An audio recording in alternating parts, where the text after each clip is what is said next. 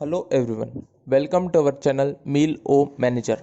आज का वीडियो बड़ा ही स्पेशल होने वाला है क्योंकि आज हम एक रिसर्च स्टडी के बारे में बात करेंगे जो कोरोना वायरस से रिलेटेड है। अभी recently European conference on corona virus disease की ऑनलाइन कॉन्फ्रेंस हुई। उसमें स्पेन के डॉक्टर रॉबर्ट ग्यूरी फर्नांडिस ने एक स्टडी प्रेजेंट किया। अब जनरली हम सब ये जानते हैं कि अगर आपकी इम्यूनिटी कम है तो कोविड आपके लिए ज़्यादा डेंजरस बन जाता है। तो आजकल इम्यूनिटी बढ़ाने के लिए लोग विटामिन सी वाले फ्रूट्स और वेजिटेबल्स खा रहे हैं। बट विटामिन सी के अलावा ऐसे कुछ और न्यूट्रिएंट्स भी है जिनकी डेफिशिएंसी अगर आपकी बॉडी में है तो आपको कोरोना वायरस या और भी किसी इन्फेक्शंस का खतरा ज़्यादा रहता है।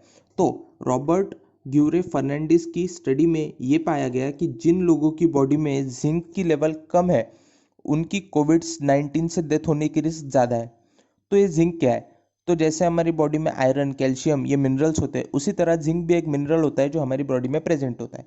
तो इस रिसर्च में ये पाया गया है कि जिन लोगों की बॉडी में जिंक की मात्रा कम है उनकी कोविड से डेथ होने की रिस्क ज़्यादा है। स्पेन के बार्सिलोना शहर में एक हॉस्पिटल है, डेलमार। 15 मार्च से 30 अप्रैल के बीच 249 लोगों पर यह स्टडी कंडक्ट किया गया। इसमें जो 21 लोगों की डेथ हुई उनमें जिंक की लेवल कम थी। यहाँ देखा गया कि जिनकी जिंक प्लाज्मा लेवल 50 माइक्रोग्राम्स पर डेसीलीटर से कम है उनको कोविड से रिकवर होने में टाइम ज़्यादा लग रहा है और डेथ रेट भी उन लोगों में ज़्यादा है। कुछ ऐसा ही रिसर्च अमेरिका के न्यूयॉर्क यूनिवर्सिटी में फिलिप एम कार्ल्यूसी ने किया। 2 मार्च से 15 अप्रैल तक चले इस स्टडी में ये देखा गया कि जिन लोगों की ट्रीटमेंट के टाइम जिंक सल्फेट दिया जा रहा था वो लोग डिस्चार्ज जल्दी हो रहे थे, उन्हें वेंटिलेटर की भी कम ज़रूरत पड़ रही थी और आईसीयू में एडमिट करने की भी उन लोगों को कम ज़रूरत पड़ रही थी। तो ये दोनों स्टडीज़ यहाँ इंडिकेट करती है कि अगर आपको जिंक की डेफिशिएंसी यानी कमी है तो कोरोना वायरस का रिस्क आपको ज़्यादा है और आपकी बॉडी में जिंक की लेवल्स जितनी चाहिए उतनी है यानी एडिक्वेट अमाउंट में है तो आपकी इम्यूनिटी ये बढ़ा देता है और इससे आपको अलग अलग इन्फेक्शंस का खतरा कम रहता है। वैसे इन दोनों ही स्टडीज़ के ऊपर जो आर्टिकल है वो टाइम्स ऑफ इंडिया और एनडीटीवी और भी अलग अलग वेबसाइट पे पब्लिश हो चुका है। मैंने उसकी लिंक डिस्क्रिप्शन में दे दी है, आप चाहे तो उसे भी पढ़ सकते हैं। वैसे अगर हम देखें तो जिंक इम्यून सेल्स जैसे कि मैक्रोफेजेस हो गया, लिम्फोसाइट्स हो गए या फिर न्यूट्रोफिल्स हो गए उनको सपोर्ट करता ही है, तो उसकी वजह से ये इम्यूनिटी तो बढ़ाता ही है। इम्यूनिटी के अलावा ये वाउंड हीलिंग में भी मदद करता है। ग्रोथ और सेल डिवीजन में भी इसका एक इम्पॉर्टेंट रोल होता है। साथ ही प्रोटीन और डीएनए सिंथेसिस में भी ये हमें हेल्प करता है। तो जिंक तो हमारे डाइट में अच्छी क्वांटिटी में होना ही चाहिए। बट वर्ल्ड हेल्थ ऑर्गेनाइजेशन यानी हु की रिपोर्ट कहती है कि दुनिया के 33% लोगों की डाइट में एडिक्वेट अमाउंट ऑफ जिंक नहीं होता है। जिंक की डेफिशिएंसी का एक मेजर रीज़न ये भी है कि जिंक हमारी बॉडी में स्टोर नहीं होता है, तो इसकी रेगुलर सप्लाई हमें बॉडी को करनी पड़ती है।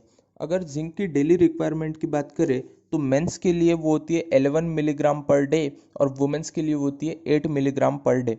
जिंक वायरल इन्फेक्शन जैसे फ्लू, कोल्ड इनकी ट्रीटमेंट में भी यूज़ होता है क्योंकि ये वायरस ग्रोथ को रोक देता है। मार्केट में जो नेजल स्प्रे मिलते हैं उनमें भी जिंक होता है। साथ ही जो लोजेंजेस मिलते हैं यानी अगर आपका सोर थ्रोट है तो आप वो अलग अलग जो दवाइयाँ लेते हैं जैसे स्ट्रेप्सिल्स हो गया या विक्स 3 in 1, ये लोजेंजेस होते हैं तो इनमें भी जिंक का यूज़ होता है। जिंक विटामिन ए की नॉर्मल लेवल को भी मेंटेन करके रखता है। तो अब हम बात करते हैं उन फूड्स की जिनमें हमें जिंक की एडिक्वेट क्वांटिटी मिल जाती है। नॉन वेजिटेरियन सोर्सेज की बात करें तो मीट, फिश, एग्स इन सब में जिंक की काफ़ी हाई क्वांटिटी होती है। तो नॉन वेजिटेरियन लोगों में यूजुअली जिंक की डिफिशियंसी नहीं होती, बट वेजिटेरियन लोगों को जिंक का स्पेशल ख्याल रखना चाहिए क्योंकि उनमें इसकी डिफिशियंसी होने के चांसेस ज़्यादा होते हैं। बट अगर आप बैलेंस डाइट लेते हैं तो आपको एडिक्वेट क्वांटिटी ऑफ जिंक मिलता रहेगा।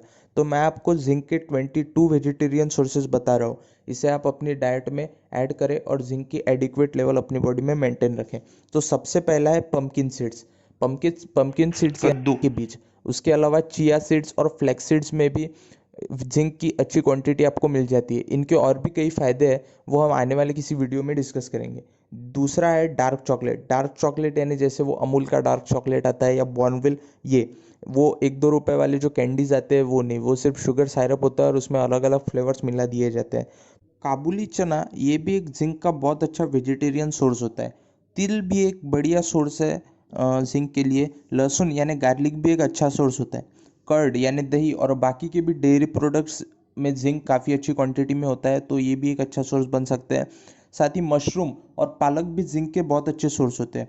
काजू में यानी कैश्यू नट में भी जिंक काफ़ी अच्छी क्वांटिटी में पाया जाता है। साथ ही बादाम यानी आलमंड्स में भी जिंक की अच्छी क्वांटिटी होती है। वॉलनट यानी अखरोट भी जिंक का एक अच्छा सोर्स होता है।